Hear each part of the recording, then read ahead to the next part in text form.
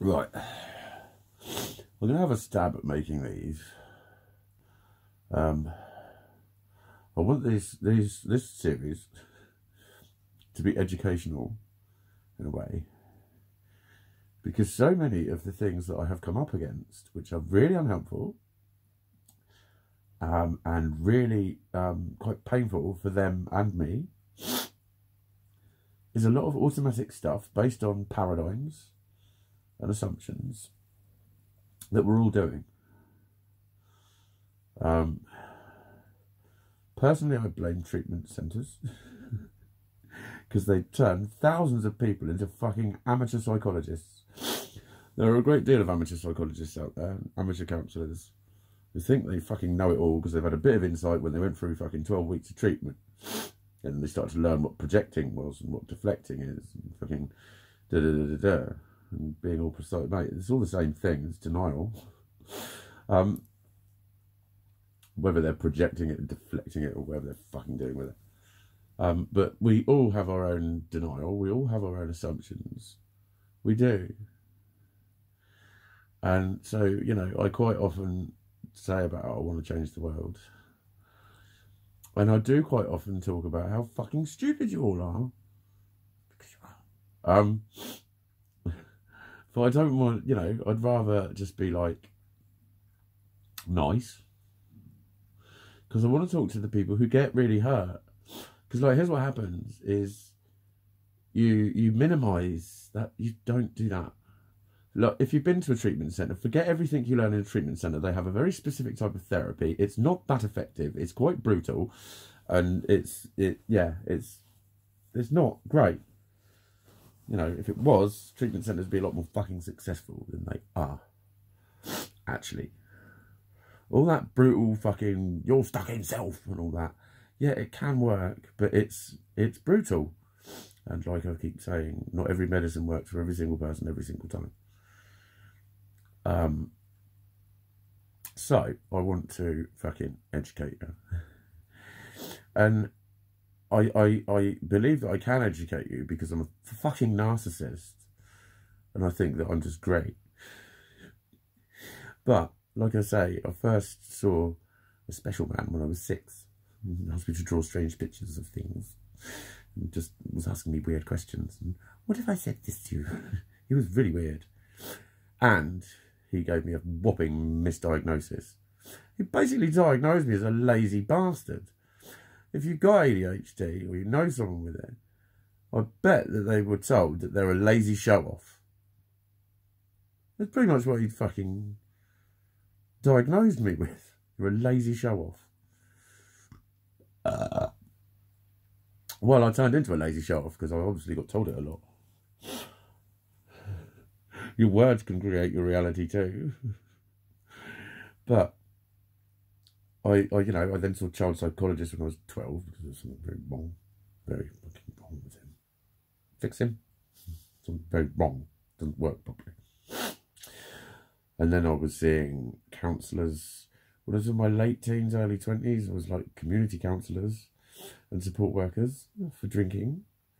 And then when I was in my early to mid-20s, I was seeing people like hypnotherapists, various psychotherapists. And then when I was in my very late 20s, early 30s, I was seeing a lot of drug counsellors. And I've seen a lot of spiritual healers and stuff since. And I've had 26 weeks of psychotherapy.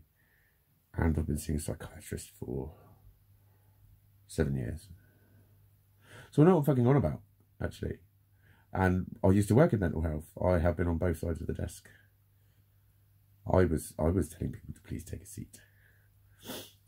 And so, you know, I wasn't a counsellor, but people used to call me a counsellor. They knew I wasn't a nurse because they couldn't get drugs off me. Sorry, that is the culture. They learnt the ones they could get drugs off. That's a very sweeping generalisation, but anyway.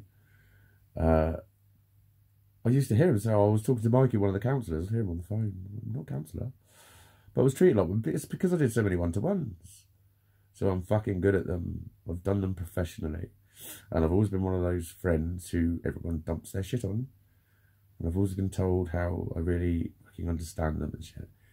So that is what I need to be putting on these videos then, isn't it? I'm saying that because I am in a position where I can say things with authority and with knowledge. And that's what we need. So, you know, I've mentioned before about the reframing.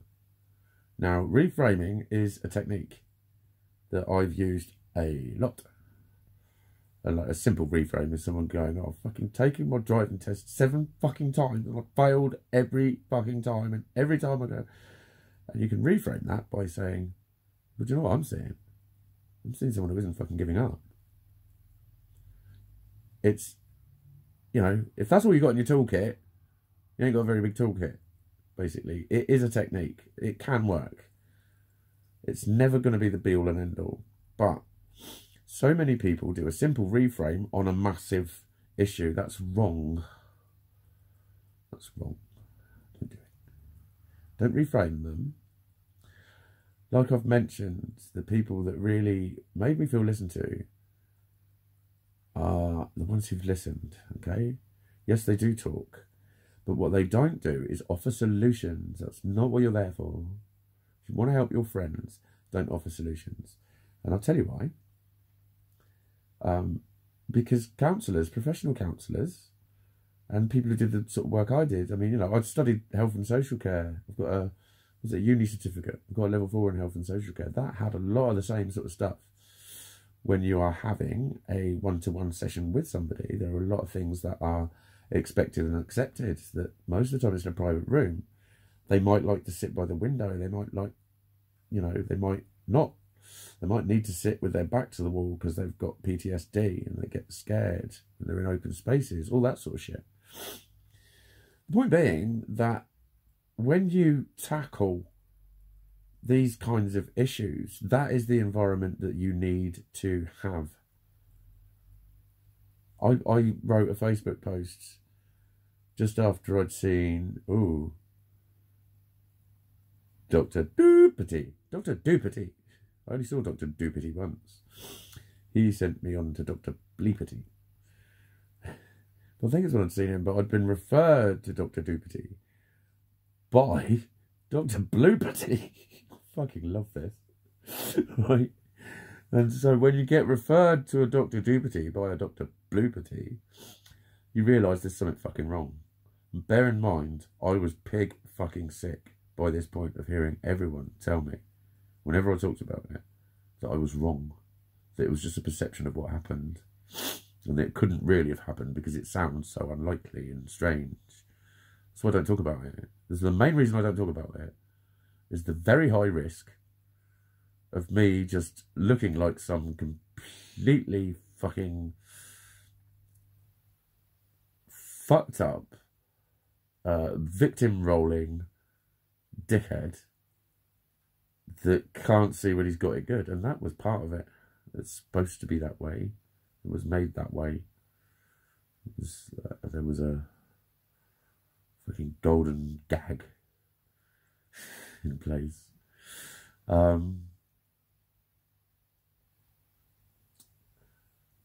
But what I said on the post was, when I've been talking about this stuff, I've been putting you in a position where I've been almost expecting that off of you. But it's not that I was expecting it, but this is in Men Are From Mars, Women Are From Venus, and it doesn't just apply to women. It really doesn't. It's wrong. It applies to everyone. It is in that book. But apparently when a man says, I'm having trouble with this, what he means is, give me advice. That's complete bullshit.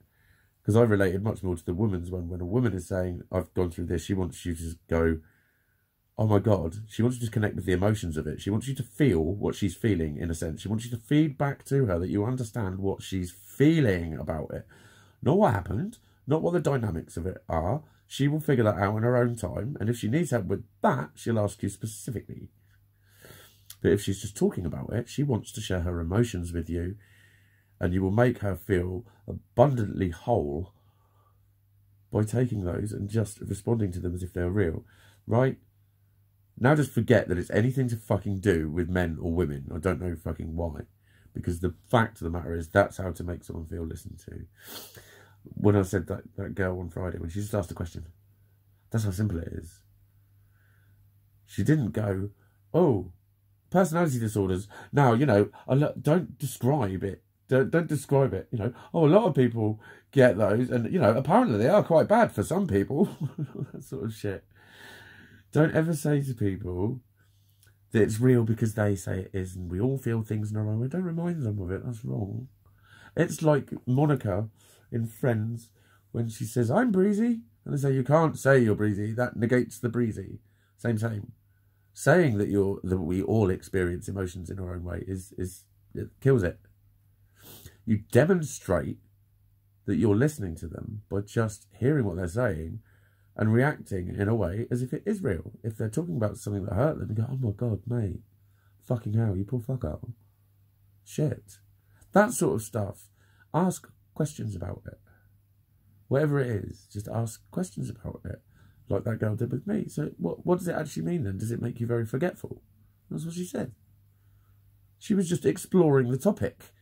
That's what you do with a normal topic when it's normal. That's how you demonstrate that you're listening to someone. That's how you demonstrate that you're not judging them. You don't not judge them by telling them that you're not going to judge them. It's wrong. It's wrong. It makes it worse. When you tell someone that we all experience our own feelings subjectively and in our own way, what you're saying, what you're underlining to that person, I promise you, what you're doing is you're underlining to them that anyone else could probably handle what they're going through, but it's just because they're them that they're really sort of overreacting to it and kind of making it worse. And you're saying that in such a kind and caring voice, it just sounds patronising, mate. That's what happens. That's the truth, right? The reason a lot of people have got shitty with me as well over the years is because they take it personally. That's what's happening. They're taking it personally, which means there's a personal involvement, which means you shouldn't be counselling them. So don't offer solutions. Just listen. Like, what was it, my old supervisor? I just told her about this one.